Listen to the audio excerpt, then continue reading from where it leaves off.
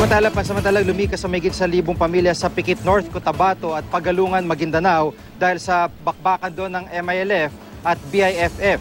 Sa paglikas ng mga residente, kasama pa ng ilan ang kanilang mga alagang hayop.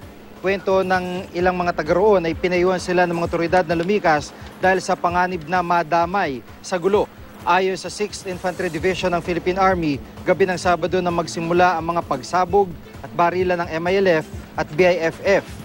Di bababa sa 7 ang naitalang patay. Kumpirmado ng kabilang sa mga nasawi si MILF 108 Base Commander Datukong Ampuan alias Falcon.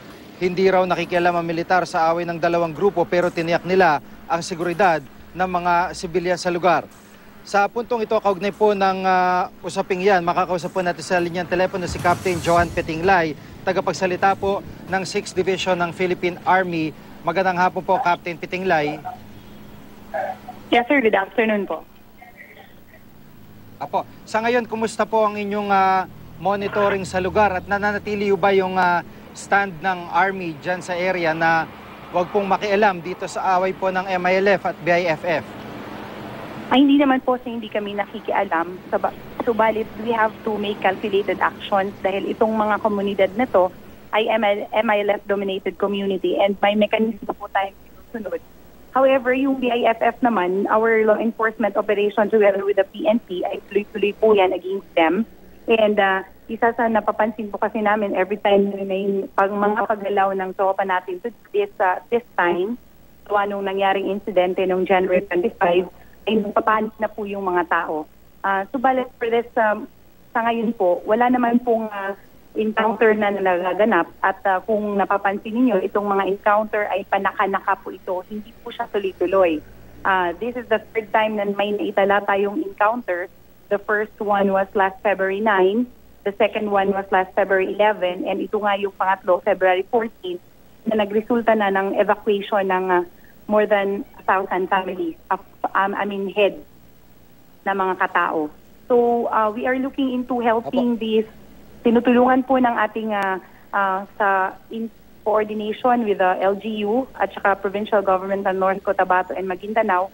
Tumutulong po tayo dito sa mga na nagsilikas upang hindi naman kahit papaano maibsan yung kahirapan o yung mga nararamdaman nilang hirap sa ngayon. However, our command is again looking into the situation, assessing it already bago pa po sumali dito sa awayan ng dalawang grupong ito sapagkat ito ay rido at meron na pong risk itong dalawang commanders bago pa man nangyari kung ano ang recent incident na ito. Opo, dito sa rido na ito, no, ilan ho ba mga tauhan o gaano kalaking puwersa yung ating pong pinag-uusapan dito o ano po ito, mga ilang pamilya lang? Ito po kasing rido, pag sabihin mong rido, it's just rido between the commanders. However, dahil nga mga leaders sila, yung kanilang mga supporters ay sumasali po doon sa awayan. Pero itong BIFF are not staying there, but panaka-naka nga itong encounter nila kasi pumupunta doon, tapos umaalis din. Yun nga, may possibility nga lang bumabalik kaya mataas yung tension.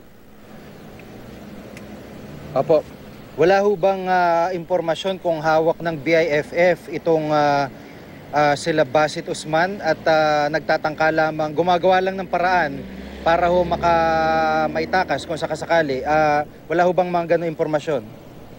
Wala po tayong impormasyon sa sinasabi niyo po na may planong itakas. However, it is very obvious na yung si Basit Usman is membro ng BIFF. Kaya nga po itong operation against them ay tuloy-tuloy po yan. However, yun nga, nagiging maingat lang tayo sa ngayon dahil lahat ng actions ng military ngayon, even mere administrative movements ay nag-cause po kasi ng panic sa mga tao. Pero yun nga, tuloy-tuloy po yung operation, kailangan lang po kasi ng calculated actions muna. Hindi ba kinukonsidera ng military na kumbaga ialamin yung lokasyon ng MILF at i-isolate yung BIFF para total hinahabol nyo rin naman para tuluyan na yung operasyon ho dyan, pagtulungan ng MILF? Wala ho bang ganong usapan sa panig po ninyo? Of course, may ganun pong usapan. However, i-consider po natin yung difficulty ng lugar. Kasi yung lugar po na yan, kung saan sila nag-aaway, ay mataas po ang tubig dyan. Hindi po siya madaling pasukin. So, of course, kailangan ng masusing pagpaplano o mabuting pagpaplano bago ka pumasok. Yun nga, hindi naman kasi po na ipapakita yung actual scenario o actual situation nung pinag-aawayan nila o kung nasaan sila. But mataas po yung tubig dyan, gawa po ng merong sunod-sunod ng pag-ulan nitong nakaraang araw. Opo, pero sa ngayon po yung mga sibilyan, yung mga residente ho ay halos karamihan ho ba o lahat sa kanila ay nakalabas na ng mga komunidad kung saan po may tension sa ngayon? Opo, sa ngayon, may naitala po kaming mga evacuees na nandyan po sa poblasyon ng Pagalungan, Maguindanao at maging sa Pikit. Tumutulong po tayo na maibsan po ang kanilang mga nararamdaman o kanilang mga paghihirap na nararamdaman sa ngayon. Kasi as you have shown also in your videos, kasama na yung mga hayop nila, buong pamilya na nagsilikas.